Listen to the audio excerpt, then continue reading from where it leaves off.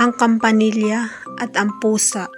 May isang grupo ng mga daga na palaging takot na takot sa isang pusa. Tuwing lalabas ang pusa, may nahuhuli at kinakain sa kanila.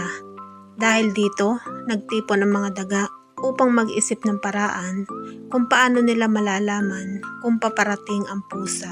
May isang daga ang nagmungkahi. Lagyan natin ng kampanilya ang lieg ng pusa para marinig natin kapag siya ay papalapit. Nagustuhan ng lahat ang ideya, palakpakan, masaya at puno ng pag-asa. Ngunit maya-maya may isang matandang daga ang nagtanong. Maganda ang plano, pero sino ang magkakabit ng kampanilya sa lieg ng pusa? Biglang natahimik ang lahat. Walang gustong sumubok dahil delikado ito. Sa huli, nanatili lamang itong isang ideya na hindi kailanman naisakatuparan. Aral ng kwento: madaling magbigay ng magagandang plano, pero mahirap itong gawin kung walang handang umaksyon.